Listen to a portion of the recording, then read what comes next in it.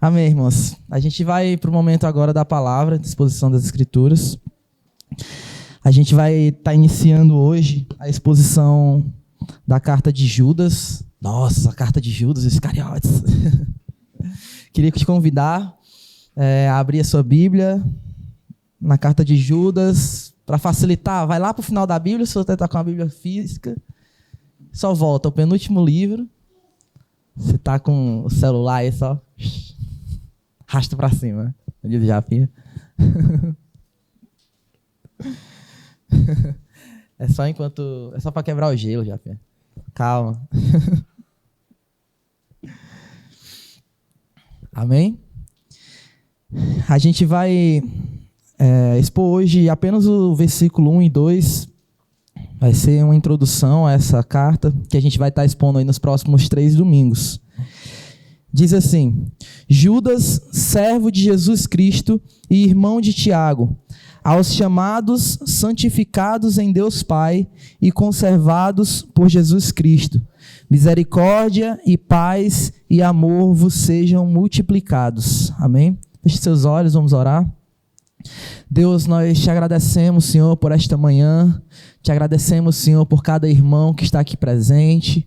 Te louvamos, Senhor, pela Tua palavra, Senhor, que nos é refúgio, Senhor, na hora da aflição, que nos é um guia, Senhor, no momento que estamos perdidos, que é consolo, Senhor, quando precisamos ser consolados, que é exortação, Senhor, no momento em que estamos fora da Tua vontade, Senhor. Pai, nós te agradecemos, Senhor, pela Tua palavra, te agradecemos, Senhor, por esta carta, Senhor, que foi escrita, que nos traz muitos ensinamentos, que o Senhor possa nos edificar nessa manhã, que o nosso coração, Senhor, nossa mente, o nosso ser seja terreno fértil, Senhor, para essa semente que vai ser lançada, que possamos não só hoje, mas durante toda a semana e todas essas próximas semanas que iremos estar ouvindo dessa carta, Senhor, que nós possamos estar meditando, refletindo, Senhor, no que essa carta traz de ensinamento para as nossas vidas nos dias de hoje, Pai. Que o Teu Espírito Santo venha convencer o homem do seu pecado, da justiça e do juízo, Senhor. Em nome de Jesus, Senhor, nós te oramos nessa manhã. Amém. Amém. Fiz uma brincadeirazinha no início aqui, que é em relação à autoria dessa carta, né? Judas. Pelo menos em muitas igrejas e em muitos meios que a gente anda, quando se fala em Judas, a maioria das pessoas não sabe que existe uma carta na Bíblia, um livro na Bíblia, que foi escrito por Judas, mas não o Judas que a maioria das pessoas acham que é. Então, a maioria das pessoas leigas, de primeiro momento, tem meio que uma repulsa com essa carta, ou meio que uma desconfiança, né? Então, ao iniciar, ao fazer um panorama aqui, uma introdução dessa carta, a gente precisa deixar claro, primeiramente, que esse Judas não é o Judas Iscariotes, certo? Nós também não estamos falando aqui de Judas, um dos 12 discípulos que andavam com Jesus. Por que a gente vê isso? Porque no início, logo aqui da carta, Judas ele vai falar que é servo de Jesus Cristo e irmão de Tiago. E o Judas, um dos 12, não era irmão de Tiago. Esse Judas aqui, provavelmente, na verdade, mais certeza, né, do que provavelmente, é Judas, irmão de Jesus. Que primeiramente, que no início, não cria em Jesus, não cria que Jesus era o Messias, e a gente vai ver isso durante essa exposição hoje. Então a gente precisa entender que esse Judas era o Judas, irmão de Jesus, não era o Judas, um dos discípulos, não era o Judas Iscariotes, o traidor, até porque ele tinha morrido, e essa carta provavelmente foi escrita nos anos ali de 50, 60, depois de Cristo, mais ou menos na mesma época em que a carta de Pedro foi escrita, pela sua similaridade, assim, talvez até foi usada como base, ou usou a carta de Pedro como base. Se você ler esse capítulo, eu te convido a ficar lendo e meditando, que é o único capítulo. Até ontem mesmo no grupo da igreja eu pedi para que as pessoas, meio tarde, né, também, mas pedi para que as pessoas lessem esse capítulo, que é pequeno, esse livro que é um capítulo só, para que a gente possa se ambientar e saber do que a gente está falando, né? Se você leu ontem ou hoje, ou já leu em algum momento da sua vida essa carta, a gente vai ver que é uma carta pequena, objetiva, mas cheia de conteúdo, cheia de teologia e pesada em muitos momentos, e uma carta muito bem escrita. A gente, na verdade, já até expôs essa carta aqui há alguns anos, então, um ano, 2 anos, há 2 anos atrás, né? Talvez a maioria que está aqui não acompanhou essa exposição, mas foi um momento que a gente se edificou muito.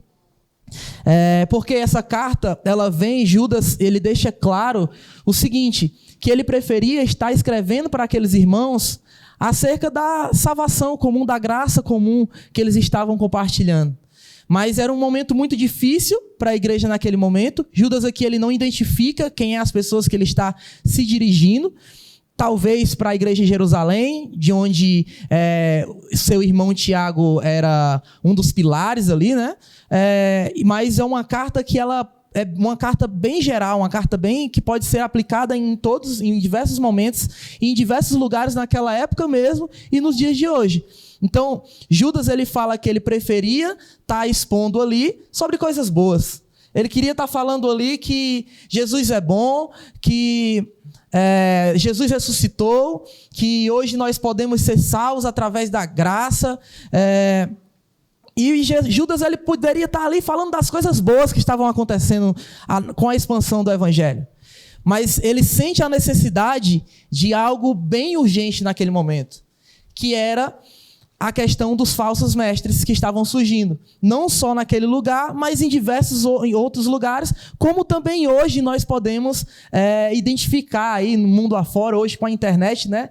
Fica, ao mesmo tempo que é mais fácil dos falsos ensinos se espalharem, também é mais fácil de a gente identificar os falsos ensinos, né? Quando eles estão surgindo, quando eles estão se espalhando no meio de muitas igrejas.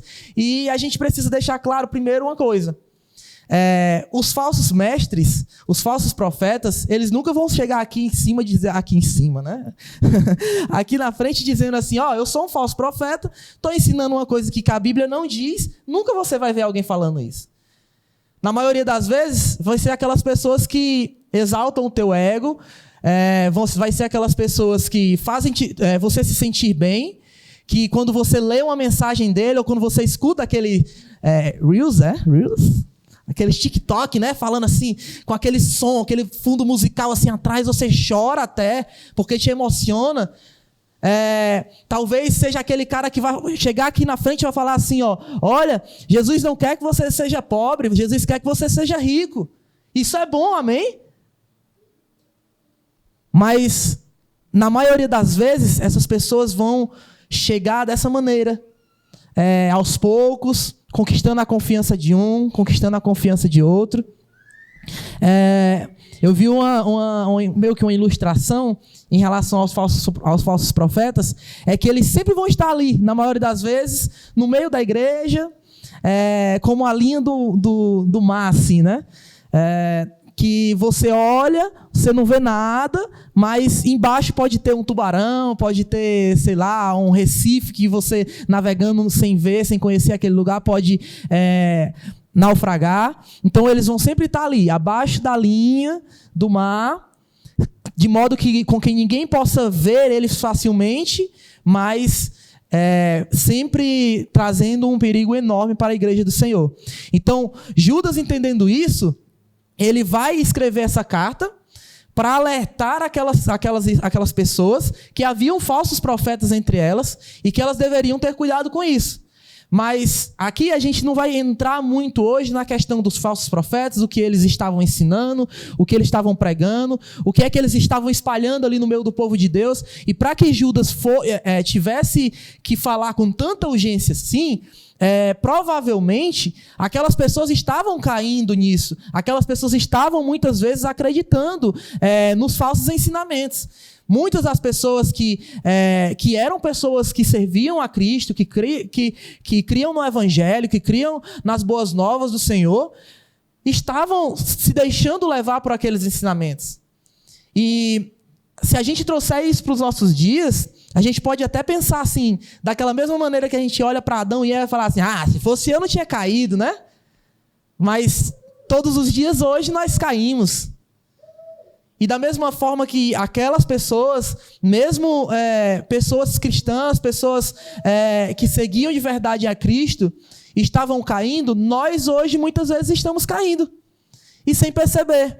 Porque na maioria das vezes nós olhamos os falsos profetas e por mais que, foi só um errinho, não, ele está bem intencionado, não, é pouca coisa, na verdade se a gente for olhar aí, ele está tudo bem, é só porque ele se colocou mal aí, né? Então a gente vê muitas dessas coisas hoje já acontecendo. E quando a gente fala isso, não, eu não vou julgar ele, não, eu não vou condenar ele porque foi só um momento ali, né? A gente está fazendo totalmente diferente do que Judas estava fazendo aqui nessa carta. Judas, essa carta, se eu for colocar assim um ponto principal, um foco principal de Judas ao escrever essa carta àquelas pessoas, era dar um norte verdadeiro, que nem o tema que o pessoal da comunicação elaborou para essa série de sermões. Dar um norte verdadeiro para aquela igreja e mostrar para eles como eles deveriam lidar com aqueles falsos profetas. Porque aquelas pessoas não estavam sabendo lidar.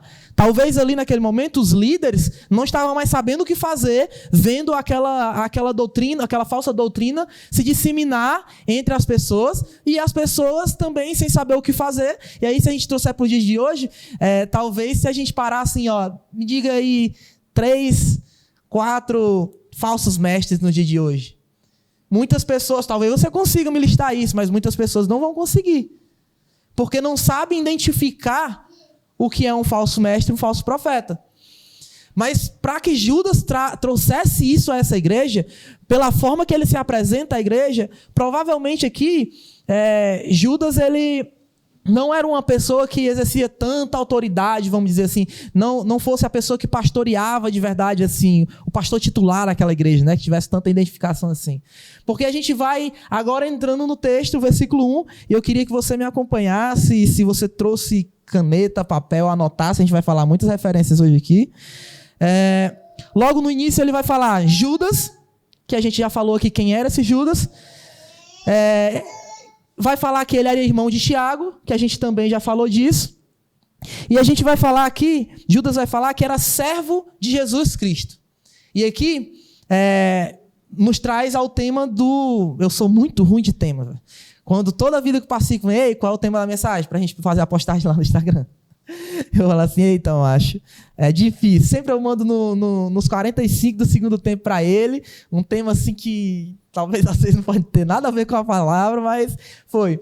E o tema que eu mandei para o Pacífico foi remetente, escravo de Cristo.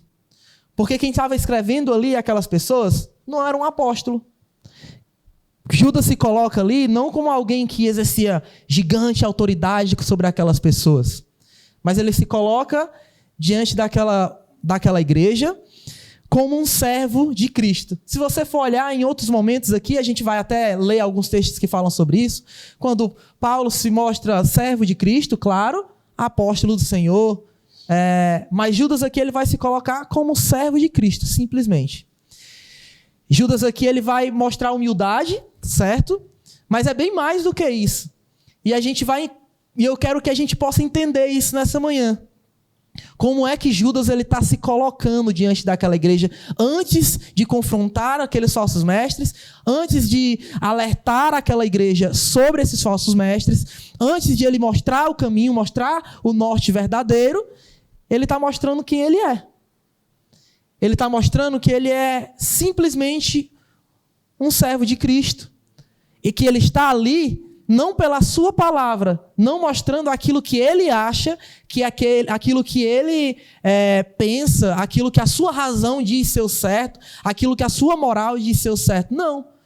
Mas aquilo que aquele a quem o enviou queria que ele falasse. A vontade do mestre aqui, a quem enviou Judas, né, na verdade. Então, a primeira coisa que a gente tem que saber sobre essa palavra, servo. Se a gente for parar hoje e falar assim, não, eu sou um servo de Cristo, todo mundo fala assim, né? Ah, eu sou servo de Cristo. Bota até lá na bio, né, do Instagram, sou servo de Cristo. Quem nunca colocou, né? Mas será que a gente entende de verdade o que é que essa palavra diz? Na maioria das traduções você vai encontrar essa palavra, servo. Japinha ali botei uma máscara ali para ele não falar nada, que ele lembra muito, ele tem memória fotográfica, ele lembra muito desse sermão. Então ele tem que ficar calado, não pode dizer nada. Mas essa palavra, a palavra original para a palavra servo usada aqui, é a palavra doulos, que em 150 vezes que essa palavra aparece na Bíblia, 130 ela quer dizer escravo, e nas outras 20 é só uma variação da palavra escravo. Então, mais do que servo aqui, a gente está vendo Judas falar que ele é um escravo.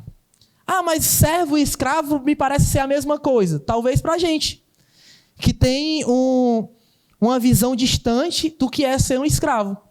Talvez você veja assim nas redes sociais, se você... não vou entrar muito nessa questão de política, né? Mas se você vê muito assim, briga política na rede social, e você quando vê falando a respeito do trabalho e tal, você sempre vai ver alguém falando assim, trabalho escravo, ele não tem direitos, daí é trabalho escravo, a pessoa não tem condições nenhuma, é trabalho escravo, né? Eu acho que a coisa mais próxima que a gente tem de ver um escravo é isso. Talvez os mais antigos, a coisa mais próxima que tenha de referência do que é um escravo, talvez você assistiu Escrava Isaura, né? Porque, enfim, hoje, os escravos que tinham antigamente, a gente não tem essa referência tão próxima. A gente não vê isso no dia a dia.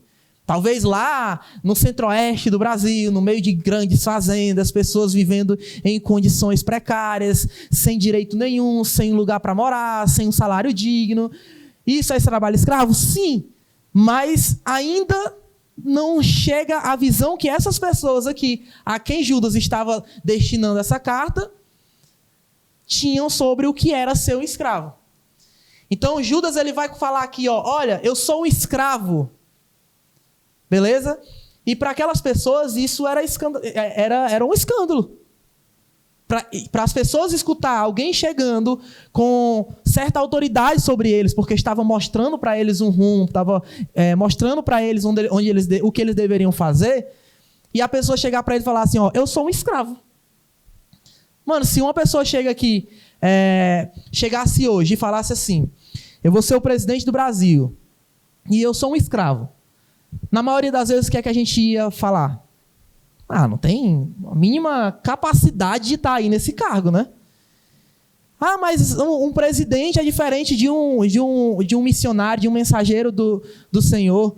Porque aqui ele está falando sobre as coisas do Senhor, sobre a Bíblia. Será? Será que não teria que ser mais ainda... a pessoa teria que ser mais ainda capacitado, mais ainda cheio de conhecimento, mais... vamos dizer assim, aqueles caras mais bichão, né? Mais aquele cara que você olha assim e fala assim, eita, mano, eu tenho até medo de perguntar a ele, porque eu posso me sentir assim um cara que não sabe de nada, né? Então, para aquelas pessoas, a gente vê aqui uma igreja que estava ali, naquela época, sobre grande influência grega. E, mano, se tem uma coisa que os gregos era inteligente, viu? E se tinha uma coisa que gregos e romanos não aceitavam, era ser chamados de escravos. Para eles aquilo era uma humilhação. Então a gente está num ambiente aí de forte escravidão, porque naquela época havia forte escravidão, as pessoas viviam de perto isso, e mais do que isso, na maioria das vezes as pessoas tinham escravos. Elas conviviam com aquilo dentro da sua própria casa. Então elas entendiam o que era isso. E eu queria que a gente entendesse o que é isso antes de a gente entrar nessa carta. A gente precisa entender o que é que ele está falando aqui quando ele disse que ele era um escravo. E aí, para a gente entender isso, a gente também precisa entender o que é que a palavra seguinte está falando, né? Que sempre essa palavra era acompanhada disso. A palavra escravo sempre era acompanhada da palavra Senhor, que no original significa, a palavra usada é a palavra curios, Então, sempre um escravo estava ali, tinha o seu senhor, certo? Então, a gente vê esses dois indivíduos aqui para a gente analisar hoje. O escravo...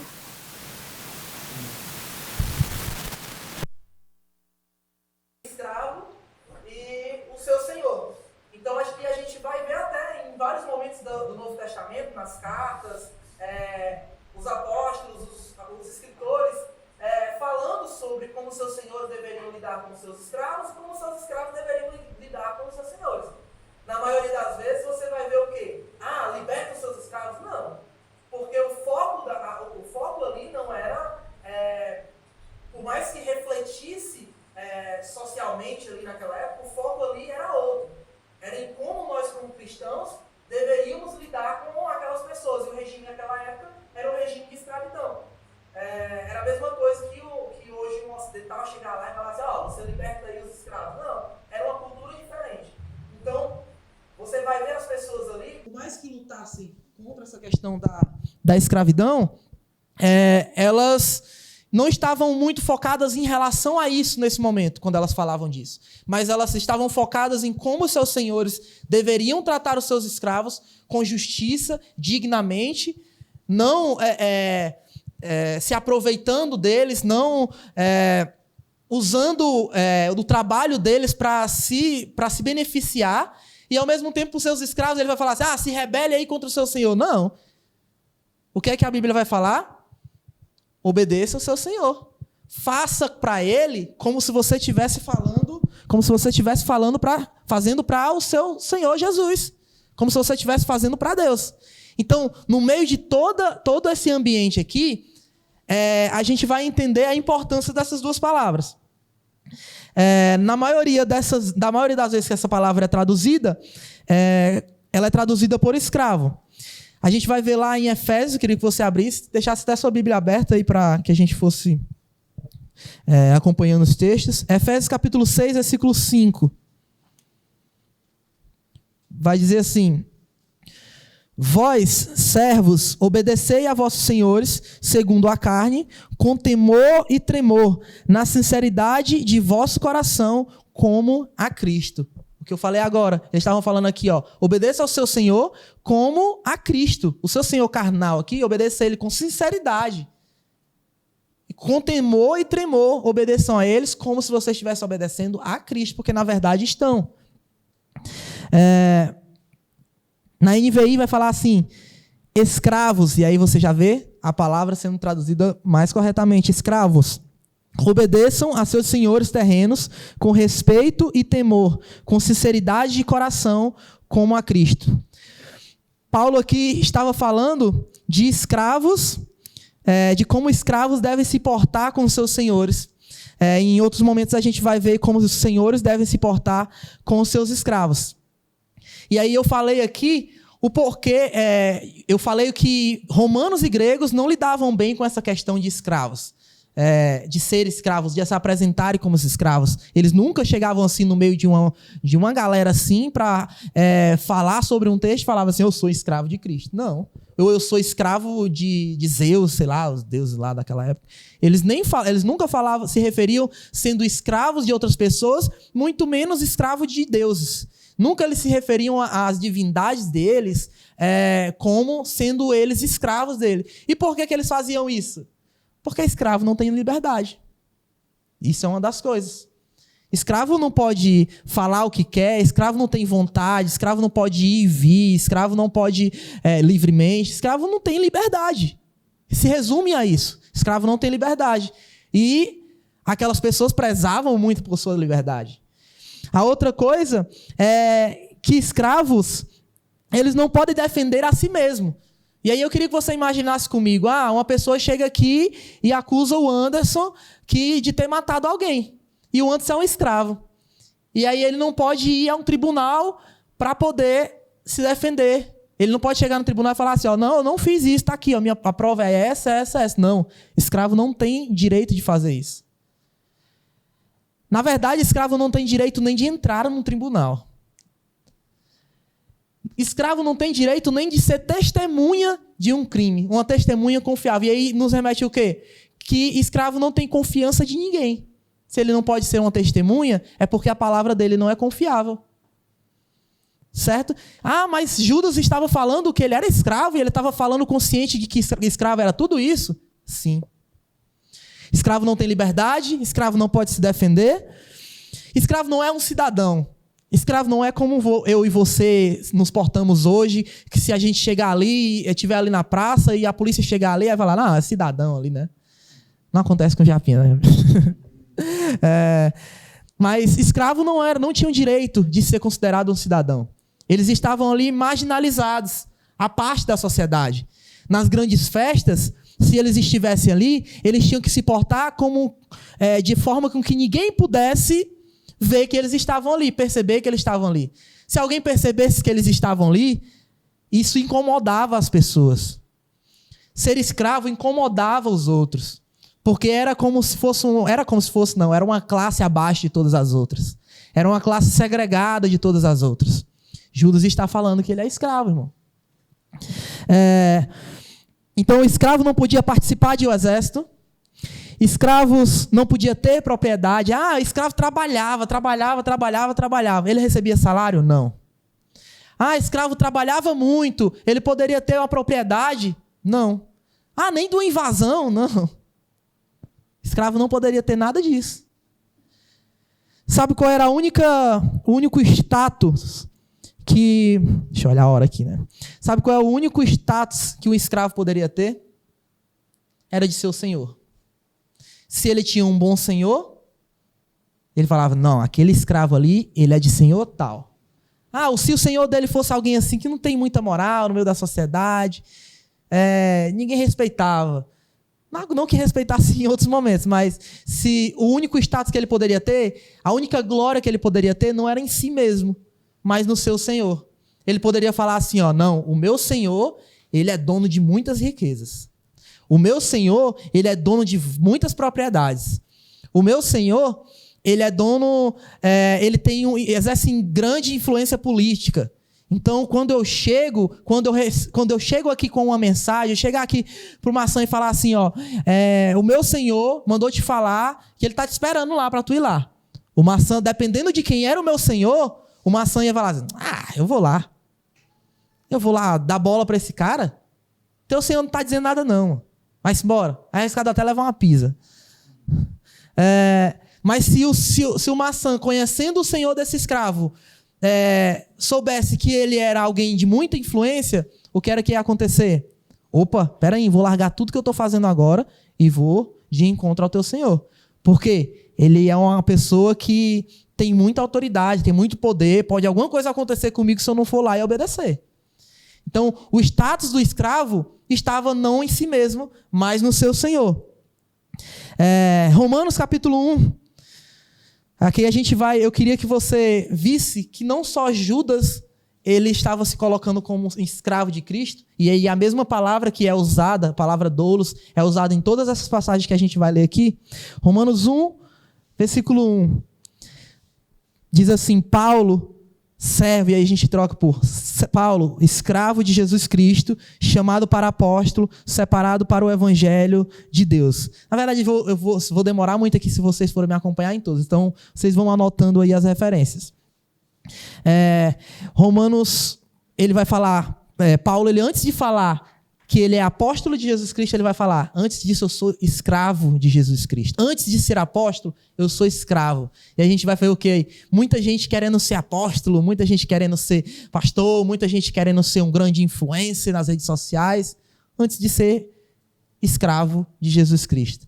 Muitas vezes a gente coloca na nossa bio que a gente é um discípulo de Jesus, mas a gente não quer ser um escravo de Jesus, porque a gente acha que ser discípulo é um cargo a mais, né? Escravo de Jesus não quer dizer muita coisa. Se você chega numa igreja e falar assim, quem é você que está nos visitando aqui? Não, eu sou um escravo de Jesus. A pessoa vai falar, beleza, tá bom, pode sentar aí, irmão, vamos acompanhar o culto assim, né? Mas se você chega e você fala assim, não, eu sou o apóstolo tal, de igreja tal. Opa, irmão, venha cá fazer uma oração por nós, porque a sua palavra tem poder e tal e tudo mais, né? É isso que a gente vê nos nossos dias de hoje. E Talvez naquela época também teria essa situação. Mas antes dos apóstolos, dos discípulos, falarem que eles eram alguma coisa, eles deixavam bem claro que antes de tudo isso, eles eram escravos, como todas aquelas pessoas eram. No momento que ele fala assim, ó, eu sou escravo, já pensou aqui Paulo, velho? O autor da maioria das cartas aqui no Novo Testamento. Paulo, o cara assim que todo mundo admira. Todo mundo, se você falar assim, ó, quem é o apóstolo aí que você mais admira? A grande maioria das pessoas vai falar, Paulo. O cara foi quem levou o evangelho pro resto assim, do mundo, né? Vamos dizer assim, daquela época, o mundo alcançável daquela época.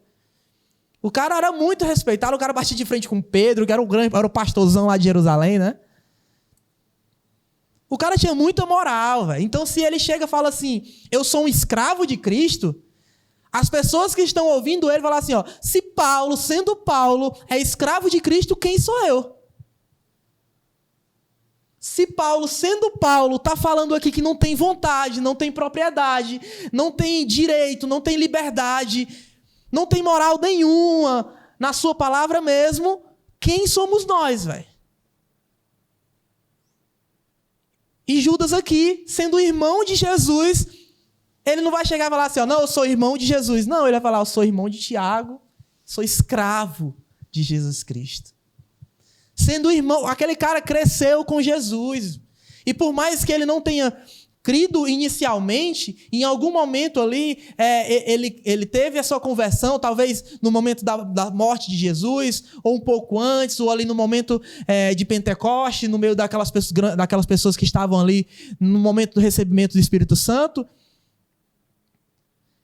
Ele encontrou de verdade aquele que sempre esteve ao seu lado, que cresceu com ele. Talvez ele tivesse assim, mais propriedade de falar do que mesmo os discípulos que estavam ali, que andaram 3 anos com Jesus. O cara era irmão de Jesus, velho. Meu irmão, né? Vamos dizer assim, né? Mas quando ele se apresenta àquela igreja, ele não vai falar assim, ó, vocês têm que me escutar, eu sou irmão de Jesus, eu sei mais do que vocês tudinho. Não precisa eu falar aqui que eu sou irmão de Tiago, não. Sou irmão de Jesus, velho. Não, ele vai falar, eu sou escravo de Jesus Cristo. O meu Senhor, Jesus, ele não é meu irmão. Hoje eu não considero Jesus o meu irmão, eu considero Jesus o meu Senhor. Sou escravo dele. A mensagem que eu vou trazer para vocês aqui não é a minha mensagem, mas é a mensagem do Senhor Jesus.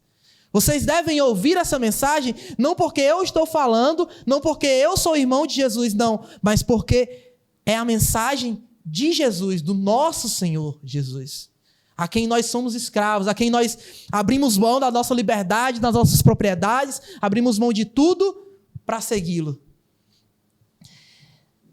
Gálatas 1:10 diz assim, porque persuado eu agora a homens ou a Deus? Ou procuro agradar a homens? Se estivesse ainda agradando aos homens, não seria servo de Cristo ou escravo de Cristo. O que é que a gente pode entender aqui? Se nós estamos agradando a homens, nós podemos ser tudo. Podemos ser o apóstolo, podemos ser pastor, podemos ser presidente da república, menos ser escravos de Cristo. O que a gente está vendo aqui nessa passagem é o quê? Se ainda eu agrado a homens como agradava antes, eu não posso ser escravo de Cristo. Se eu estivesse agradando a homens, eu não seria mais escravo de Cristo. Porque o escravo de Cristo, ele não agrada a homens. Ele não agrada nem a si mesmo, ele agrada ao seu Senhor. Ele vive para o seu Senhor. Mateus 6:24, a parte A diz assim, ninguém pode servir a 2 senhores, porque há de odiar um e amar o outro, ou se dedicará a um e desprezará o outro. Da mesma forma, quando eu agrado a mim mesmo ou a outras pessoas, eu estou agradando a outros senhores. Deus, ele não divide a sua glória com ninguém. Nós não conseguimos adorar a Deus e adorar a Baal. Nós não conseguiríamos adorar a Deus e adorar a nossa família. Ah, nossa família? Não, mas nós devemos amar, certo? A nossa família. Beleza. Mas o amor que nós temos à nossa família não pode ser acima do amor que nós temos a Deus. Eu não estou falando o amor que nós temos à instituição, à igreja. Não, o amor que nós temos a Deus. Será que a gente, quando fala em idolatria, quando fala em servidão, em escravidão a outros deuses, a outros senhores, a gente pensa logo assim, né? O dinheiro, o sexo, o poder. E aí, não, se eu não estou adorando nenhuma dessas três coisas, eu estou de boa, né? Não preciso nem chegar aqui no momento da liturgia e confessar pecado, porque eu não peco.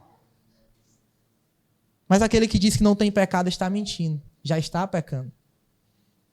Então, procure, irmão, procure.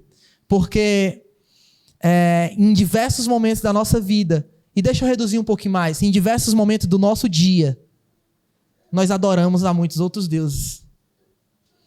E nós... tem um livro que está ali com o maior medo do mundo emprestado ao Brando e à Gabi, né? Deuses Falsos, do Tim Keller.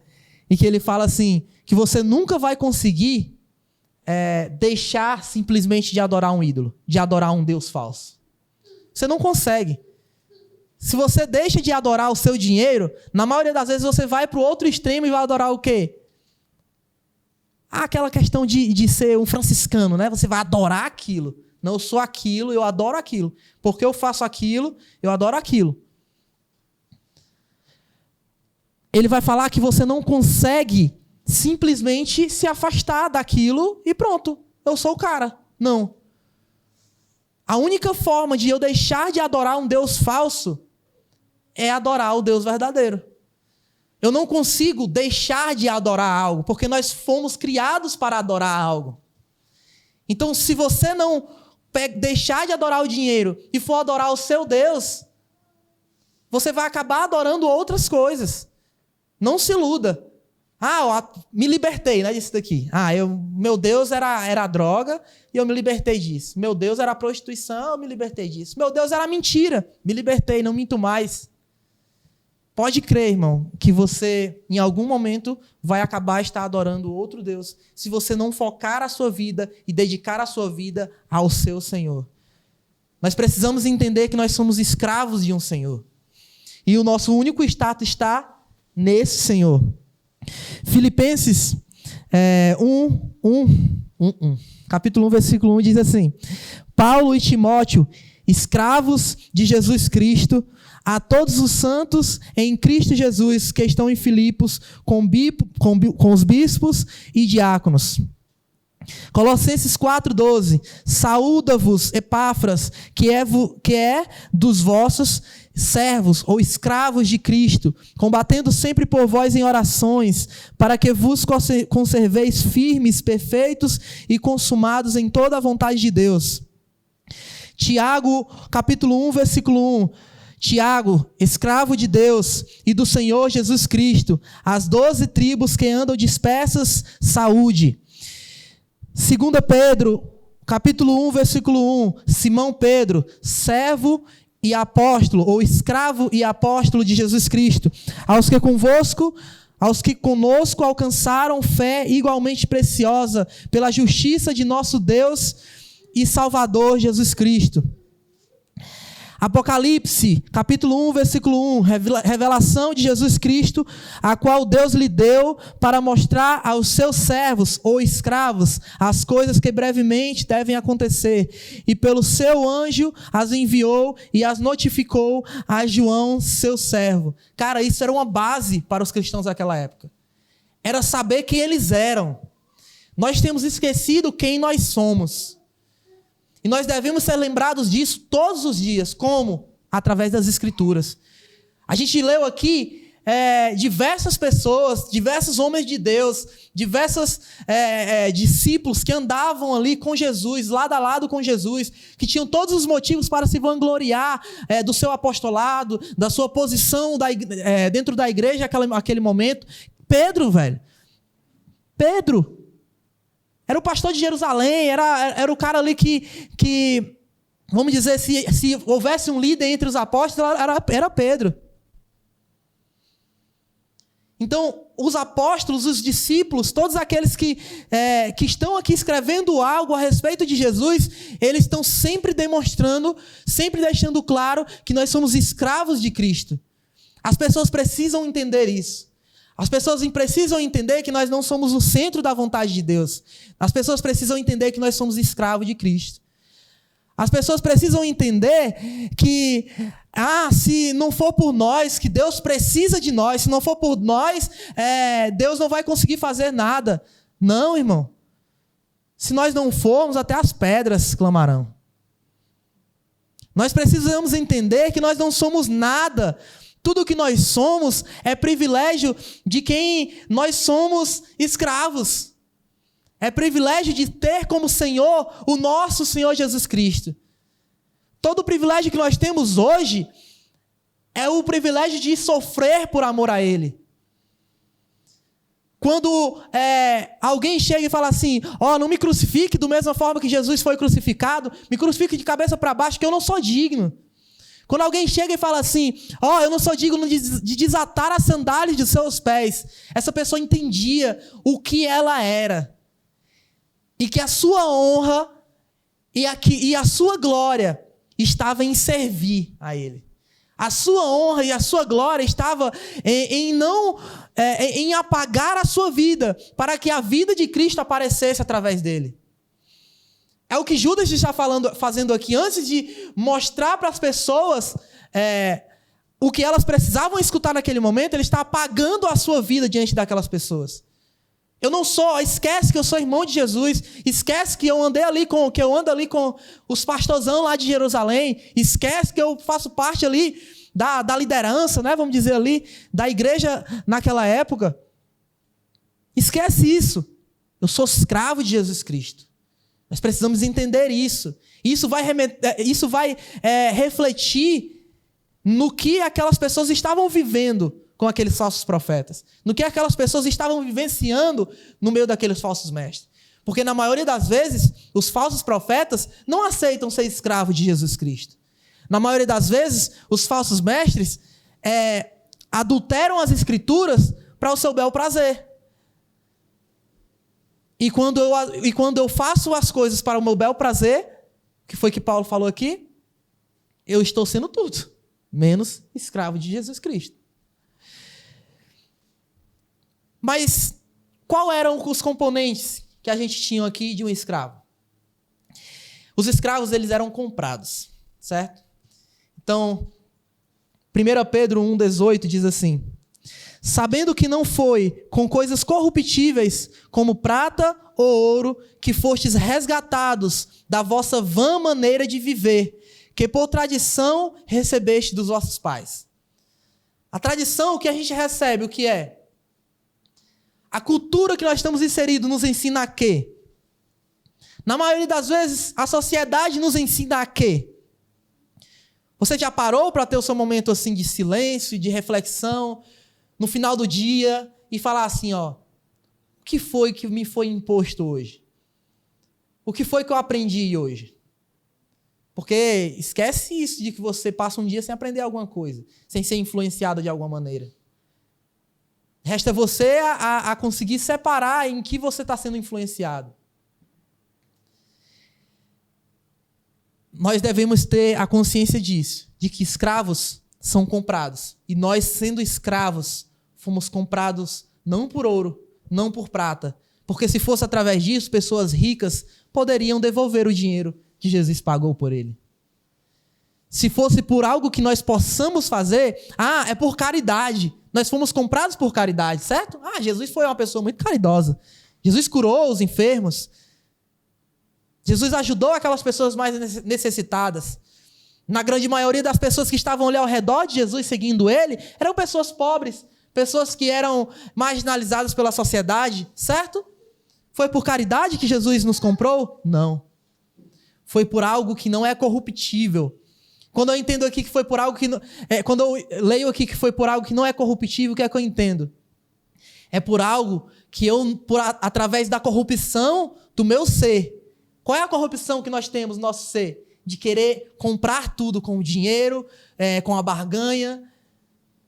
Não se iluda, irmão. Se nós pudéssemos comprar isso que se nós pudéssemos pagar isso que Jesus pagou, nós o faríamos. Porque nós somos maus. Nós o faríamos porque a nossa natureza é assim. Nós o faríamos porque a nossa natureza terrena é de Adão. E Adão fez isso. Certo? Talvez o primeiro falso profeta que a gente teve nas Escrituras foi Caim. Quando pegou ali e tentou justificar a sua oferta através do fruto do seu trabalho. E não porque Deus merecia uma oferta agradável. Não porque Deus merecia a primícia, não.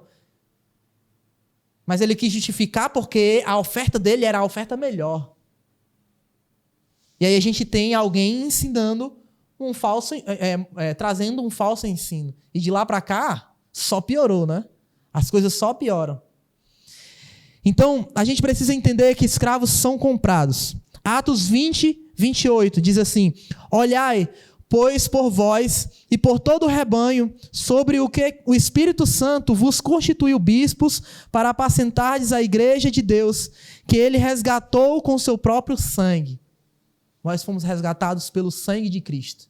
Nós não podemos pagar isso. O escravo, ele é possuído. O que é que eu quero dizer quando eu falo que o escravo é possuído? O escravo, ele está sujeito à vontade alheia. Ele não está sujeito à sua vontade. Tudo que ele faz, ele não faz porque ele quer, mas porque o seu senhor quer. O senhor dele, ao comprar ele, o possuiu. É dono dele. Mostra o que ele faz. Diz o que ele deve seguir, como ele deve fazer, por onde ele deve andar, qual deve ser a sua intenção. Tudo, ele é possuído. O escravo, ele é obrigado a ser submisso e obediente. Veja aí, só em falar que era escravo de Cristo, tanto de coisa que Judas estava falando para aquelas pessoas. E aquelas pessoas entendiam isso. Véio. Mateus 28, versículo 19 e 20, diz assim: portanto, ide e fazei discípulos de todas as nações, batizando-os em nome do Pai e do Filho e do Espírito Santo, ensinando-os a guardar todas as coisas que vos tenho mandado. E eis que estou convosco todos os dias, até a consumação dos séculos. Amém. Portanto, ide, eu estou mandando. O escravo, ele era possuído, ele tinha que ser obediente, ele tinha que ser submisso à ordem que o seu Senhor falava para ele cumprir. Lucas 9, 23 diz: e dizia a todos: se alguém quer vir após mim, negue-se a si mesmo, e tome a cada dia sua cruz e siga-me. Lucas 14, 33. Assim, pois, qualquer de vós que não renuncia a tudo quanto tem, não pode ser meu discípulo. Romanos 10, versículo 9 e 10 diz assim: a saber, se com a tua boca confessares ao seu Senhor e com o teu coração creres que Deus o ressuscitou dentre os mortos, serás salvo. Visto que com o coração se crê para a justiça e com a boca se faz confissão para a salvação. Nós confessamos isso. Nós precisamos confessar que nós somos escravos de Cristo, que nós pertencemos a Ele, que nós cremos nisso, cremos que Ele é o nosso único Senhor. E aí vamos para o lado bom, né? Escravo não pode isso, não pode aquilo. E se bem que ser escravo do Senhor que nós temos, tudo isso se torna bom, né? Mas o escravo, ele é dependente. E aí o que é que isso pode dizer? O escravo ele é dependente do seu Senhor, isso é bom? Eu não posso comprar um Burger King porque eu preciso que o meu Senhor me autorize, preciso que o meu Senhor me dê, porque eu não tenho salário, eu não tenho dinheiro para isso, tenho direito a isso. Tenho nem liberdade para ir lá comprar. Mas nós somos dependentes do nosso Senhor. Então, se nós somos sendo dependentes do nosso Senhor, as nossas necessidades são supridas pelo nosso Senhor. Aquilo que nós precisamos, como moradia, como tudo que nós precisamos. Não só coisas físicas, mas espirituais. Nós somos dependentes do nosso Senhor. E isso pode parecer ruim para um Senhor que é opressor, para um Senhor que é injusto com aqueles que são seus escravos, mas quando eu entendo quem é o meu Senhor de verdade, isso é renovador, isso é confortante. Existe essa palavra, confortante? Isso é um conforto para as nossas almas, pelo menos para mim é. Saber que eu sou dependente de um Senhor que é dono do ouro e da prata. Saber que eu sou dependente de um Senhor que pode me salvar dos meus pecados, que pode me salvar da minha escuridão, que pode me salvar da minha natureza pecaminosa, que pode salvar não só a minha carne, mas o meu espírito. Isso é um consolo para a minha alma. Filipenses 4,19 diz assim: o meu Deus, segundo as suas riquezas, suprirá todas as vossas necessidades em glória por Cristo. Ele vai suprir todas as necessidades só porque tu veio aqui e ofertou? Só porque o Luiz é bonito? Não, tu não é bonito não, tu é feio. Só porque o Luiz é bonito e veio aqui, te chamou para ofertar e tu veio aqui? Não, Deus vai suprir todas as necessidades. Não. Deus vai suprir todas as suas necessidades em glória por Cristo Jesus. Tuas necessidades são supridas através do teu Senhor, que é Cristo Jesus. Um escravo, ele é protegido. Já pensou? Tanto naquela época como nos dias de hoje. Ser protegido por um Senhor que era muito poderoso era algo muito bom. Saber que ninguém ia mexer contigo, pelo menos isso, porque o teu Senhor tinha muita autoridade. Agora imagina, ser protegido pelo Deus que é soberano sobre todas as coisas, sobre tudo, que tem todo o poder, que é onisciente, que é onipresente, que é onipotente. Mano, nós somos escravos, não é de um Senhor fraco, não é de Zeus. Eu não lembro dessas coisas. Eu tenho que lembrar da série de Vikings, do Vikings, né? Que é para lembrar assim, desses deuses gregos. Nós não somos escravos, não é das redes sociais. Porque em algum momento as redes sociais vão te cancelar. Nós não somos escravos do dinheiro. Porque em algum momento, em uma crise econômica, o teu dinheiro vai ir embora. Nós não somos escravos dos nossos pais. Porque por mais que sejam bem intencionados, são limitados. E não vão estar conosco a todo momento. Nós não somos escravos dos nossos irmãos. Porque por mais que orem por nós, por mais que nos ajudem nos momentos das dificuldades e estejam conosco nos momentos alegres, eles são limitados também. E também são escravos como nós. Nós somos escravos do Senhor Jesus Cristo, que morreu por nós, que comprou a nossa vida. E deixa eu correr que já está tarde. Nós somos protegidos por alguém que é muito forte. E nós precisamos dessa proteção. Então, Judas, ele vai falar aqui nesse primeiro momento, quando ele fala que ele é escravo de Cristo, para aquelas pessoas, ele está falando aqui. Para a gente, ele está falando, eu sou escravo de Jesus Cristo, certo? Ponto. Para aquelas pessoas que estavam escutando, ele é escravo, não tem direito nenhum, não tem dever nenhum, na verdade só tem dever a seguir ao teu Senhor. Tudo isso que a gente falou aqui era o que aquelas pessoas estavam escutando. Porque elas tinham proximidade com o que era ser um escravo. Elas tinham proximidade com o que era ser escravizado por alguém. Então, Judas está mostrando ali que ele é um escravo, mas ele é o escravo de Jesus Cristo. O mesmo Senhor que eles também deveriam ser escravos.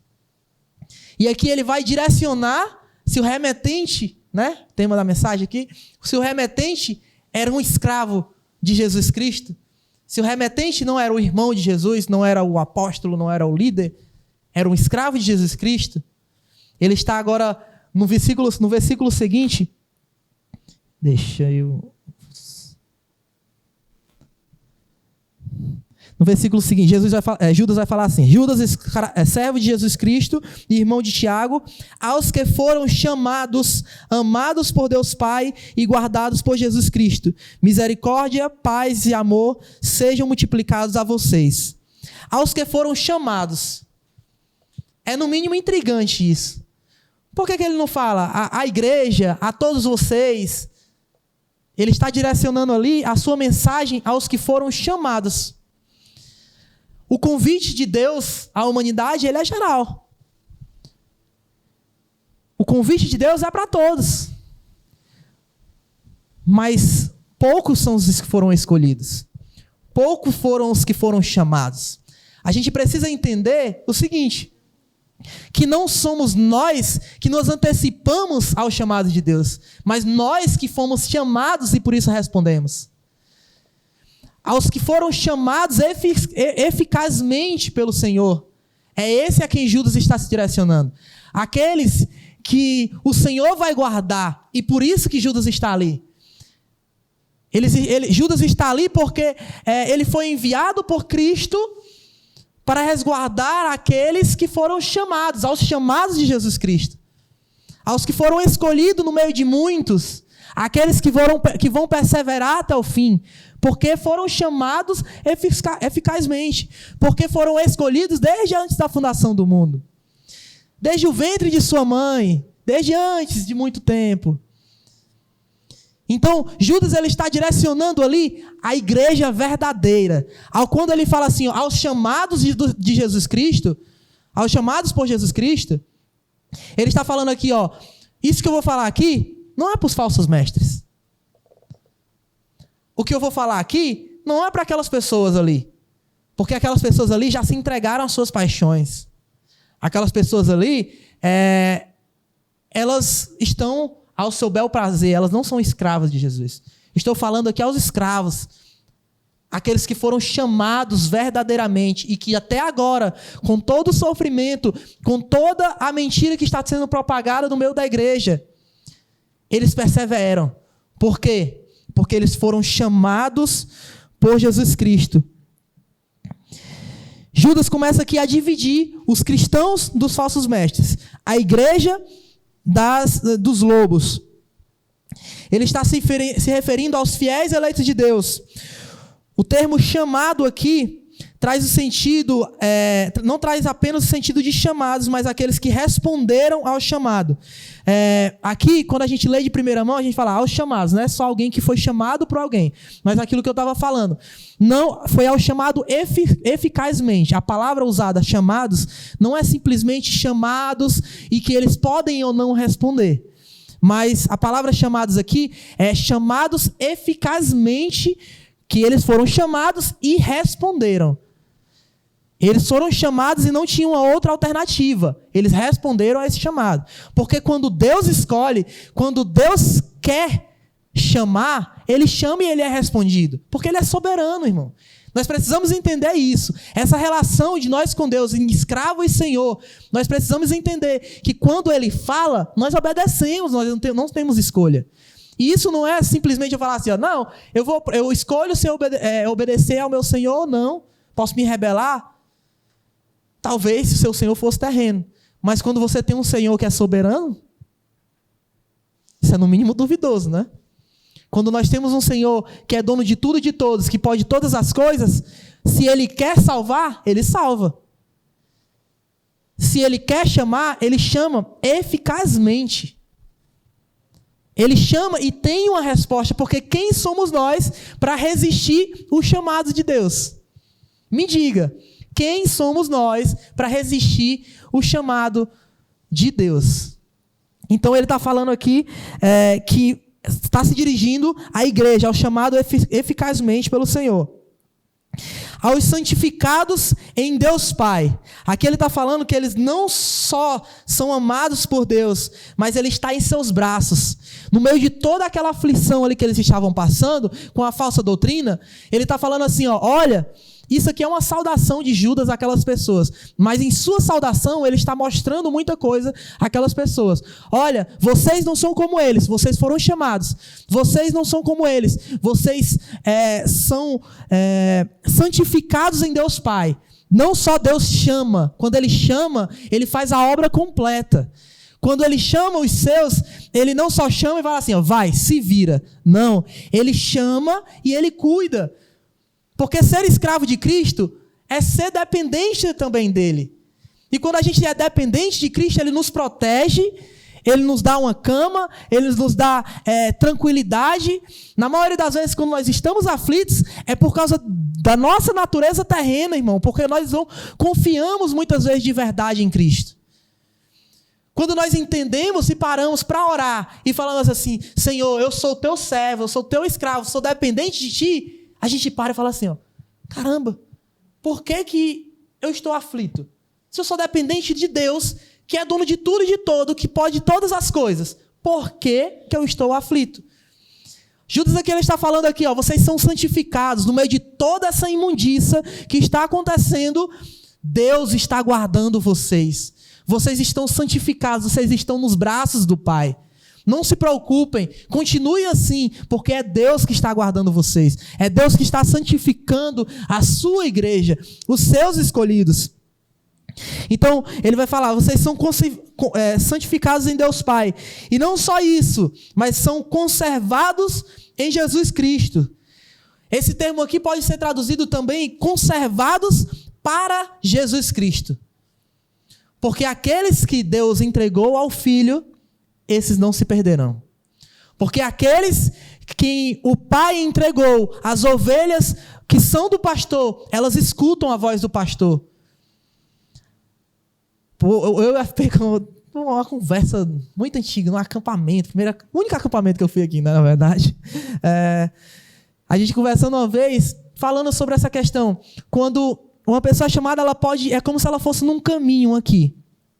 Às vezes ela vai para o acostamento, ela balança, esfria, às vezes pensa que não está, que tem aquela preocupação que não está mais com Cristo, peca muitas vezes, porque nós somos pecadores, falha muitas vezes, não faz a vontade de Deus muitas vezes, porque nós somos pecadores, mas ela nunca abandona o caminho, porque elas são conservadas para Jesus Cristo. Nós precisamos, como igreja do Senhor, entender isso, que nós somos conservados para o Filho. A obra que Ele concluiu não foi em vão, porque Deus não falha. Nós falhamos, Deus não falha.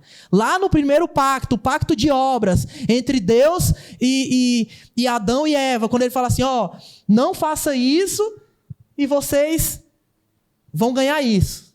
Não faça isso, esse é o nosso pacto, e vocês viverão. Se vocês fizerem isso, vocês morrerão. Primeiro pacto, pacto de obras. Quem foi que falhou? Adão e Eva. Ah, mas Adão e Eva quebraram o pacto. Deus quebrou esse pacto? Não, Deus continuou fiel. Deus, ele não falha, irmão. Deus, ele não falha. Então, se o plano de Deus era salvar os seus, o que vai acontecer é Deus salvar os seus. Porque nós não estamos falando de um Senhor qualquer. Estamos falando de um Senhor que chama eficazmente, um Senhor que santifica os seus, guarda em seus braços, para que um dia os seus possam, de uma vez por todas, não mais por enquanto, não mais como por um espelho, não, mas de uma vez por todas. Hoje, sendo nós pecadores, vivemos uma vida de santificação pelo Espírito Santo. Todos os dias nós somos santificados, precisamos buscar isso, essa santificação do Espírito Santo, que nos consola, que nos guarda, que nos ajuda a perseverar. Porque não somos nós que perseveramos, meu irmão. Porque nem isso nós somos capazes de fazer. Já pensou? Ah, pequei aqui, a borrachazinha apaga lá do livro da vida. Ah, eu voltei para Jesus. Não, peraí, deixa eu escrever de novo. Imagina Deus, né? Ah, o Anderson, de novo, velho. Tudo borrado aqui já. Haja corretivo, haja borracha. Não, irmão. Aquele que nos chamou, ele é fiel até o fim. Porque dele é o querer, mas também é o efetuar. Não somos nós que perseveramos, mas ele que persevera por nós. Não somos nós que vamos até o fim, mas é ele que vai até o fim por nós. Existe uma coisa que aconteceu quando Jesus morreu na cruz por nós e ressuscitou e concluiu essa obra perfeita, que foi a imputação da vida de Jesus sobre as nossas vidas. Hoje Deus olha para nós não mais pelos nossos pecados, mas pela vida perfeita que Jesus viveu nessa terra. Ele foi perfeito. Mesmo estando num corpo corruptível, ele não se corrompeu. Mesmo estando num corpo que estava sujeito à morte, ele morreu, mas ressuscitou. Ele completou a obra. E quando a vida de Jesus é imputada sobre as nossas vidas, não significa, da mesma forma que quando Jesus se fez carne, ele não se tornou um pecador. Quando Jesus imputa a sua vida sobre a nossa, nós não nos tornamos automaticamente santos. Mas nós somos justificados através da vida dele. Amém? Nós somos justificados através da vida dele. E graças a Deus por isso. Porque já pensou, pecar, pedir perdão. Pecar, pedir perdão. Igual o povo de Israel. Mas graças a Deus que mesmo Abraão, antes de tudo isso, ele foi justificado pela fé. E não por suas obras. Graças a Deus que mesmo aquelas pessoas que viveram antigamente, antes do Messias vir, eles apontavam para o Messias. Todas as coisas aconteciam apontando para o Messias. Todos os sacrifícios, todas as leis mostravam que nós não podemos fazer nada, mas aquele que há de vir poderia fazer. Amém? Então, Judas, ele inicia essa carta, e é isso que eu quero trazer para vocês hoje, mostrando que nós não somos nada. Nós não temos vontade, nós não temos propriedade, nós não temos nada. Mas nós temos um Senhor que nos chamou, que nos guarda e que está conosco, que é fiel até o fim. Amém? Queria te convidar a ficar de pé.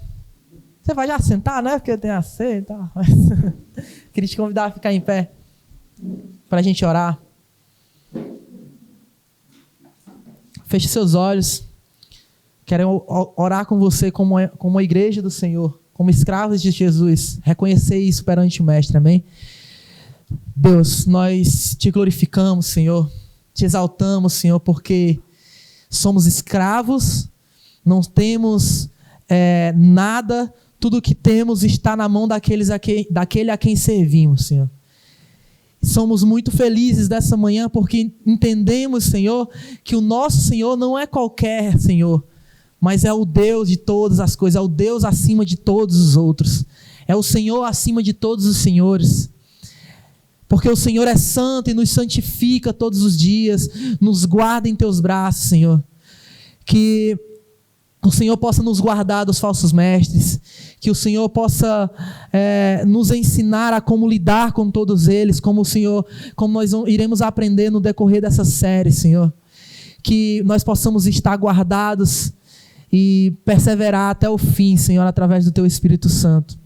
Senhor, queremos reconhecer, Senhor, entregar, Senhor, a nossa vida em Tuas mãos nessa manhã, mais uma vez, demonstrando, Senhor, que nós queremos apagar a nossa vida para que a Tua vida em nós possa resplandecer, Senhor, para o mundo. Deus, te glorificamos, Senhor, somos gratos, Senhor. Nesse dia que dedicamos a Ti, Senhor, no dia do Senhor que dedicamos a Ti, nesse primeiro dia da semana, nessas primeiras horas da manhã, nós queremos dizer, somos Teus escravos e somos felizes por isso, porque o Senhor é justo, porque o Senhor cuida de nós, porque o Senhor não nos abandona, porque o Senhor, acima de tudo, é fiel até o fim. Te louvamos, Senhor, nessa manhã, em nome de Jesus. Em nome de Jesus, Senhor, nós te louvamos, Senhor. Amém. E graças a Deus.